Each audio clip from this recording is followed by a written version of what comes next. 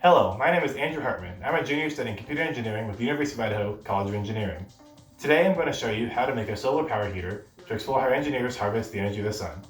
There are many ways engineers can harvest the energy of the sun, a common one being photovoltaic cells, known as solar panels, to turn sunlight into electric current. Another way to create electricity is to concentrate the light using mirrors on one spot to cause a very intense heat, which is then channeled through a conventional generator to create electricity.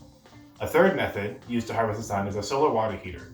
This uses the sun's energy to heat water outside of the house, which can then be pumped inside the house to provide hot water using less electricity or gas.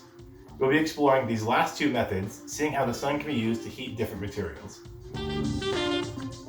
For this activity, you'll need the following materials: a cardboard box, black paint, either some form of acrylic paint or spray paint, newspaper, 4 small metal cans such as soup or vegetable cans, 1 cup of sand, 1 cup of salt, a cup of room temperature water, 1 cup of shredded paper, 1 cup measuring cup, 1 or multiple thermometers, masking tape, and a marker. First, we're going to prepare the 10 cans to be filled.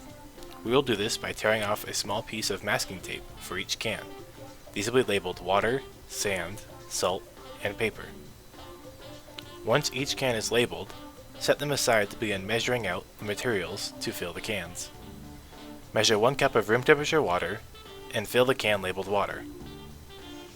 Due to not wanting to get the salt and sand wet, I wiped out my measuring cup with a paper towel after filling it with water to be able to dry it. Then, measure 1 cup of salt and fill the can labeled salt.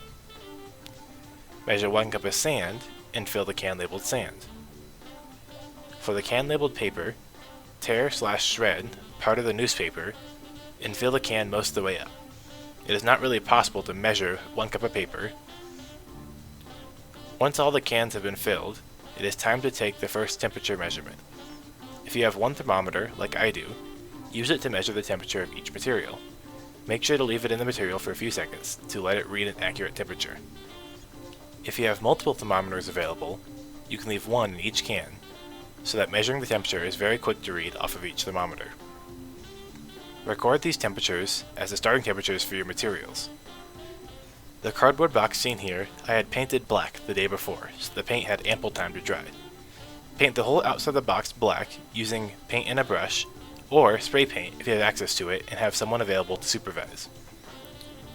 Once the cans are filled and the temperatures are measured, load the cans into your black painted box. Make sure to close the lid, and if it does not want to stay closed, use a small amount of tape to keep it shut. Now, carefully move the box into a spot outside in direct sunlight. It will need to stay in the sunlight for a few hours. Record the temperature of the outside when you first place the box in the sun as well. Leave the box undisturbed for 30 minutes. After 30 minutes, take the temperature outside once again and record this, and then carefully open the box and record the temperature of each material using the thermometer as well as the temperature of the air inside the box. Make sure to leave the thermometer in the material for at least 10 seconds to read an accurate temperature. Then reclose the box and leave it undisturbed for 30 more minutes, after which repeat measuring the outside temperature, the material temperatures, and internal box temperature. Repeat this process of leaving the box closed and undisturbed for about 30 minutes and then taking the temperature measurements at least twice more for a total of at least 5 temperature measurements including your starting values. Using these data points, create a graph of the change in temperature of each different material, the outside air temperature, and internal box air temperatures, relative to time, and see how they compare.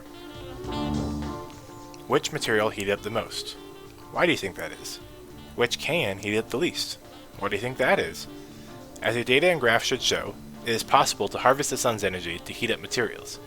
Engineers have found ways to do this on much larger scales to be able to provide hot water for a whole home, or create electricity for many homes.